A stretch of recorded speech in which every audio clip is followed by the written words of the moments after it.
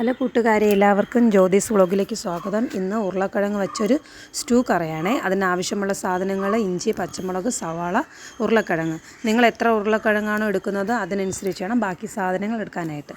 അപ്പോൾ ഞാൻ കുക്കറിലാണ് ഇന്ന് ഉണ്ടാക്കാൻ പോകുന്നത്. കുക്കർ അടുപ്പത്ത് വെച്ചു, ആവശ്യത്തിന് എണ്ണ ഒഴിച്ചു, അതിലേക്ക് വച്ചിരിക്കുന്ന കുറച്ച് ഇഞ്ചി, പച്ചമുളക്.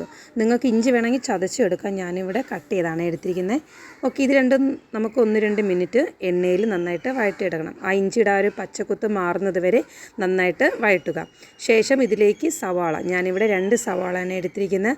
ആ 2 സവാളയും കൂടി നമുക്കിട്ട് 1-2 മിനിറ്റ് വീണ്ടും നമ്മൾ വഴറ്റിയെടുക്കണം.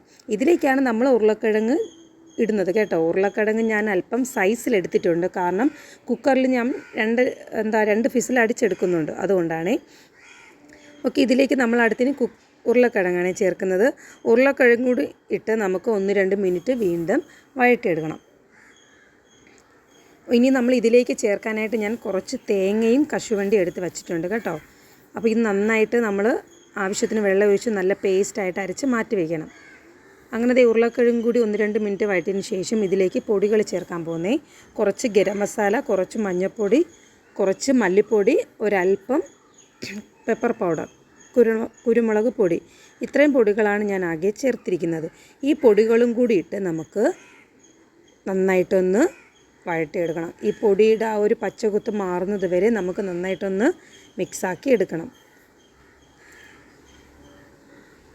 ഓക്കെ, ഇത് നമുക്ക് നന്നായിട്ടൊന്ന് വഴറ്റിയിട്ട് ഇതിലേക്ക് നമുക്ക് വേവിക്കാൻ ആവശ്യത്തിനുള്ള വെള്ളം ഒഴിക്കുക. നമ്മളിത് 2-3 ഫിസിൽ അടിച്ചെടുക്കണം. നിങ്ങൾക്ക് ഇത്രയും വെള്ളം വേണമെങ്കിൽ നിങ്ങൾക്ക് വെള്ളം കുറയ്ക്കാവേ. ഞാൻ ഗ്രേവിക്ക് അനുസരിച്ചാണ് എടുത്തിരിക്കുന്നത്. ഇനി നമുക്ക് അടച്ചു വെച്ച് നമുക്കിത് വേവിച്ചാലോ. ഞാൻ 2-3 ഫിസിൽ എടുത്തിട്ടുണ്ട്. പിന്നെ ഞാൻ ഈ സ്റ്റൂവിൻ്റെ കൂടെ നല്ല ചൂട് ഇടിയപ്പമാണ് ഉണ്ടാക്കിയത്. നല്ല ടേസ്റ്റാണ് ഇടിയപ്പത്തിൻ്റെ കൂടെ കഴിക്കാൻ. അങ്ങനെ നമ്മുടെ ഉരുളക്കിഴങ്ങ് അവിടെ അതിൻ്റെ ഇടയ്ക്ക് റെഡി ആയിട്ടുണ്ട് കേട്ടോ. അത് ഞാൻ ഓപ്പൺ ചെയ്ത് നമ്മുടെ തേങ്ങ മിക്സ് ഉണ്ടല്ലോ അതും കൂടി ചേർത്ത് ഇതും കൂടി മിക്സാക്കി കഴിഞ്ഞാൽ 5 മിനിറ്റ് നമുക്കിത് അടുപ്പത്ത് വെച്ചാൽ മതി. അപ്പോൾ ഇത്രയേ ഉള്ളൂ സ്റ്റൂ. നല്ല ടേസ്റ്റാണ്. എല്ലാവരും ഉറപ്പായിട്ടും ട്രൈ ചെയ്ത് നോക്കുക. നമ്മൾ വീഡിയോ ഇത്രയും ഇഷ്ടപ്പെട്ട ലൈക്ക് അടിക്കുക, ഷെയർ ചെയ്യുക, സബ് അടിക്കുക. അടുത്ത വീഡിയോ വരെ ടാറ്റാ, ബൈ ബൈ.